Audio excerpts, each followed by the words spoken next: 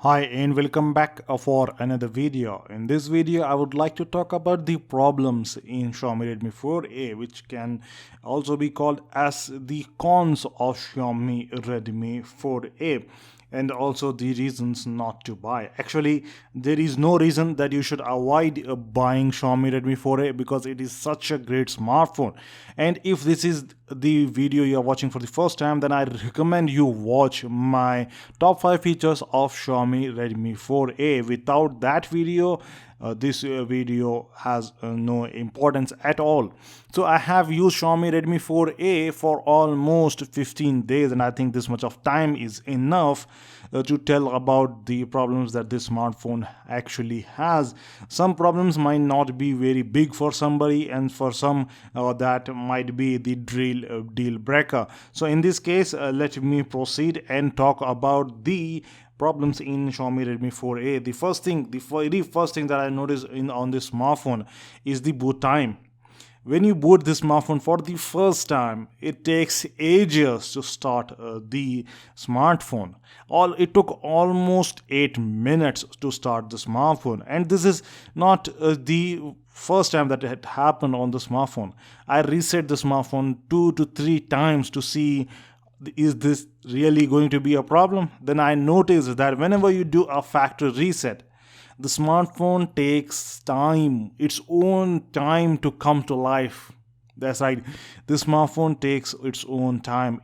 8 minutes, that's a huge time, but then it takes that much of time. The first time at least it took 6 minutes, and the second time it took 8 minutes. So this happens after you complete all the steps that are needed to do the first boot, and after that you select the time and date and all that. After that, it takes a lot of time to load the application, to start the OS, to start the desktop. It's actually mainly the problem of the OS, the custom UI that the Xiaomi has provided.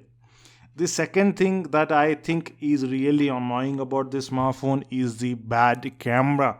I know it is 13 megapixel and not many companies provide 13 megapixel camera at this price point, but numbers are just numbers and it has to be quality, not quantity. 13 megapixel just don't make a difference when the quality is pathetic. Yes, I have tested this smartphone's camera indoors and you have seen the sample already.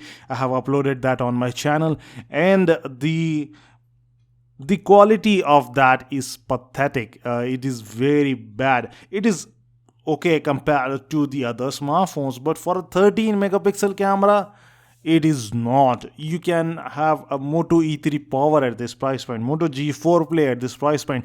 They have 8 megapixel camera, but are much better than the Xiaomi 4A's 13 megapixel. Also, this smartphone lacks in image stabilization.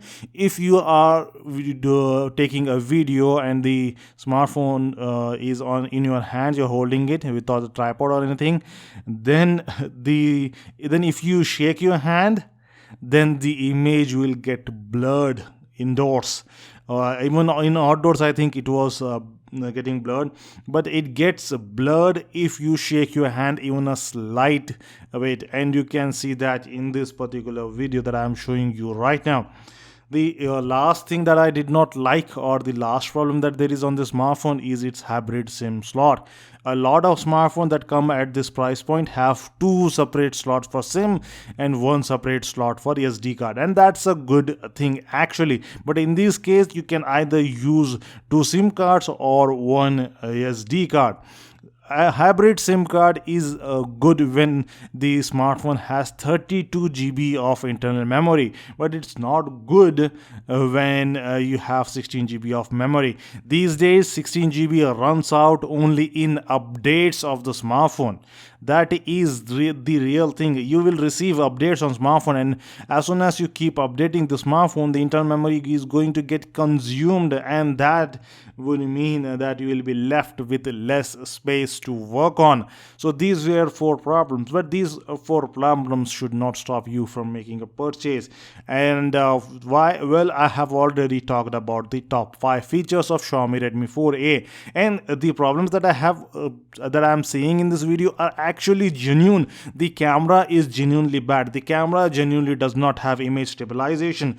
The boot time that it takes to at the first time is really bad, and later it takes very less time to start. But then again, for when you factory reset your smartphone, it takes ages to start. Then the hybrid sim might bother some, and it might not be a problem for many. That's why the first three things are first the two things, the camera and the image stabilization, are the ones that might actually be a matter of concern for many smartphone users. So this is it, guys. Thanks for watching. I will meet you next time in another video. Until then, have a good day.